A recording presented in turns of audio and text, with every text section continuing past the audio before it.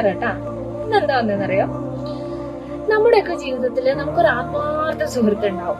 നമ്മുടെ ഏതെങ്കിലും ഒരു വിഷമഘട്ടത്തിൽ, അതായത് നമ്മൾ കരഞ്ഞിരിക്കുന്ന സമയമാണെങ്കിലും, നമ്മൾ ഫിനാൻഷ്യലി ആണെങ്കിലും മെന്റലി ആണെങ്കിലും നമ്മളെ സപ്പോർട്ട് ചെയ്യുന്ന ഒരു ഫ്രണ്ട്. പക്ഷെ നമ്മളുടെ അടുത്തുള്ള പോലെ ആയിരിക്കില്ല ആ ഫ്രണ്ട് പലർക്കും. അപ്പൊ നമ്മളെ കാര്യത്തിൽ ഒരുപാട് നമ്മളെ ഹെൽപ്പ് ചെയ്യുന്ന ഒരു നല്ല സുഹൃത്ത്, അപ്പൊ നമുക്കും അവർ നല്ലതായിരിക്കും. ആലോചിച്ച് നോക്കിയാൽ മതി, നമ്മളോട് ഇങ്ങോട്ട് എങ്ങനെയാണോ അങ്ങനെയാണോ നമ്മൾ അങ്ങോട്ടും, അല്ലെ? അപ്പൊ അങ്ങനെ നമ്മുടെ ആ ഒരു നല്ല സൗഹൃദത്തിന് നമ്മുടെ കുടുംബത്തിലുള്ള ആൾക്ക്, അതായത് ഇയാളെ ഹെൽപ്പ് ചെയ്യുന്നത്, ഇയാൾ നമ്മുടെ കൂടെ നിൽക്കുന്നത് നമ്മുടെ കുടുംബത്തിലുള്ള പലർക്കും നമ്മളെ ഇഷ്ടപ്പെട്ടു എന്ന് വരില്ല. കാരണം ആ വ്യക്തിനെ ഇഷ്ടപ്പെട്ടു എന്ന് വരില്ല, പ്രത്യേകിച്ച് കാരണങ്ങളൊന്നും ഉണ്ടാവില്ല കേട്ടോ.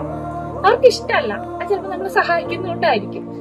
അപ്പൊ അങ്ങനെയുള്ളവരെ നിങ്ങൾ കുടുംബക്കാരുടെ വാക്കായിട്ട് ഒഴിവാക്കരുത്. കാരണം എന്താണെന്നറിയോ, നിങ്ങൾക്ക് എന്തെങ്കിലും അത്രയും സ്വകാര്യമായ ഒരു പ്രശ്നം വരുമ്പോ, മനുഷ്യനാണ്, പല പല പ്രശ്നങ്ങളും നമ്മള് കണ്ട് മുന്നോട്ട് പോകണം, അതിനെ അതിജീവിക്കണം. അപ്പൊ കുടുംബക്കാരൊന്നും നമുക്കൊരു ബെസ്റ്റ് സൊല്യൂഷൻ ഒന്നും നമുക്ക് പറഞ്ഞു തരില്ല. എന്തിനും ചങ്കായി നിൽക്കുന്ന ഒരു സുഹൃത്തെ നമ്മുടെ എല്ലാ കാര്യത്തിലും നമ്മുടെ കൂടെ ഉണ്ടാവുള്ളൂ. അപ്പൊ മറ്റുള്ളവരുടെ, അതായത് കുടുംബക്കാരുടെ ആയാലും ആരുടെ ആയാലും വാക്ക് കേട്ട് നിങ്ങളെ ഹെൽപ്പ് ചെയ്ത് നിങ്ങളെ മെന്റലി സപ്പോർട്ട് ചെയ്യുന്ന ഒരാളെ നിങ്ങൾ തള്ളിക്കളയരുത്. തള്ളിക്കളഞ്ഞാൽ നിങ്ങൾക്ക് തന്നെയാണ് അതിന്റെ ഏറ്റവും വലിയ മണ്ടത്തരം പറ്റുന്നത്. പിന്നെ നിങ്ങൾക്ക് അങ്ങനെ ഒരു ഫ്രണ്ടിനെ കിട്ടില്ല.